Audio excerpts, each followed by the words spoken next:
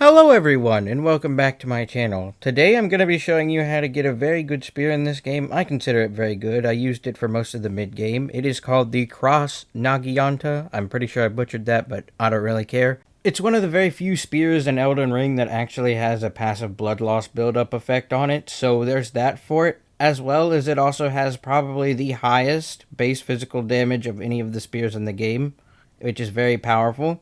At the same time, it does a bunch of poise damage with its heavy attack. So if that interests you, you should stay tuned because now I'm going to have an Englishman explain to you how to get this spear. Hey guys, and welcome back to my channel. Today we'll be showing you how to get a really powerful spear pretty early in the game. It's very nice, I very like it. Yeah, it's pretty good. So basically what you want to do is you're going to come over here on the map after you come out the starting point. So basically you take a right and then you come over here to these little bits of ribbons. And what you're going to do is you're going to find this little tunnel. You're going to run down the tunnel. There's going to be a bunch of rats in there. You just ignore the big boys and you go over there and touch the chest. You inhale the smoke from the chest and teleport you to this like mine underground. Basically, once you're in the mine, what you're going to do is you're going to go out the door, you can take right, and you can roll down the slope, you're going to keep on rolling, because this mine's going to hit you in the back, and it's not going to feel very good, so basically, you just roll, you just avoid most of the damage, yeah. Okay guys, once you survive out, you can come out here, you can touch the site of grace, and basically what you're going to do is after you touch it, you can go out this here tunnel and you're going to take a right. You're not going to take a right because you don't want to get invaded and you don't want to get stuck in the Scarlet Rock as a key instantly, and that's annoying.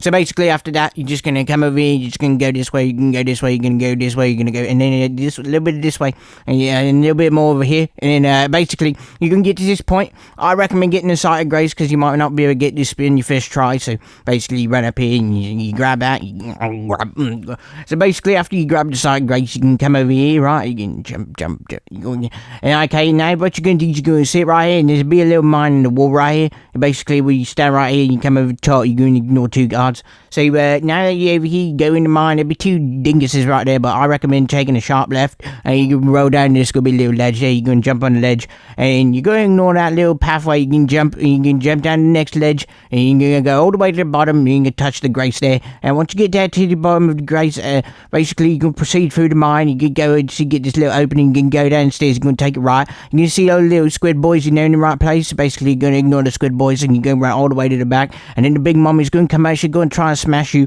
Basically you want to make sure you grab the spear before you get smashed by the big mummy, and then what you're going to do after you get into the spear is, well, it's basically no hope for you now at such a low level, so basically you just get smashed by the big mummy and you accept your fate. So let's talk about the spear. It's a regular spear. It's not a great spear, so it's not big and slow and all heavy and all that stuff. It's very light, so you can swing it around pretty quickly. But here's the thing, using this spear does use a lot of stamina. If you're coming out of the gate with this weapon, 3 swings is going to drain your stamina bar completely. So you really need to have quite a bit of endurance so you have enough stamina to use this thing. But that later in the game, that won't really become an issue for you. Something else about this spear that you'll notice when you use it is it doesn't have a regular spear attack pattern where it doesn't have a bunch of jabs and thrusts. It actually has a vertical and a horizontal slice in there, which allows you to switch it up and do a couple mix-ups on your target. And if you're going to just tap a bunch of R1, you can actually delay this attack so it comes out a little slower. So if you're trying to use PvP with this weapon, you can be a little cheesy with it because it's harder to dodge those kind of vertical and horizontal attacks.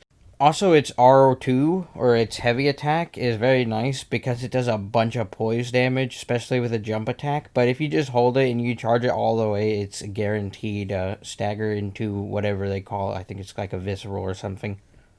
It's very powerful. It's not 2 jabs like the regular spears. It's just 1 really heavy thrust.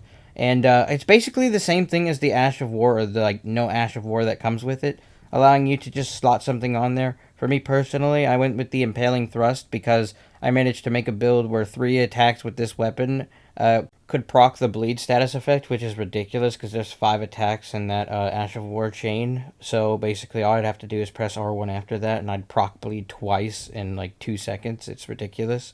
But yeah, if you really wanted a spear for just the sake of it being a spear, like, I like the spears because they're pretty fast and they have very good range for a melee weapon. Also, they work very well on horseback. If you wanted a spear, I'd recommend this as your first choice.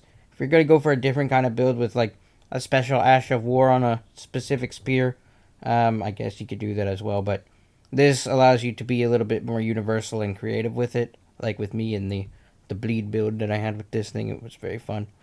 But yeah, I'd recommend you still go and pick up this spear if you ever wanted to make a spear build for some reason. This is the spear to use it with. So yeah, that's the spear build. Very fun spear. Very interesting little weapon here.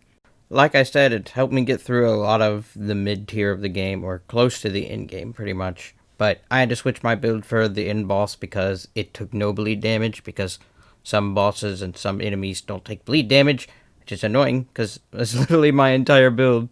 So yeah, if you do want a build guide for this game, like, I mean, I could try and make one for you. I can't promise it'd be the best, most overpowered, most broken thing in the world, but there's a lot of creativity that you can make in this game, and I'm gonna probably very much enjoy the build craft with this game. So if there's anything you'd like me to cover, like make a build for something, go ahead.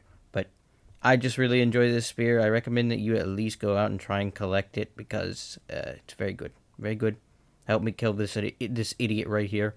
He gave me a hard time for like 4 to 5 hours, and then I switched my build, made this spear, and within the first 5 attempts of trying with this spear, he was dead. And I guess I'll just let the boss fight play out in the background because I know I struggle with this, and it might just be helpful to see someone else do it. So I guess I'll just let you guys see the fight. So yeah. But having said all that, good night.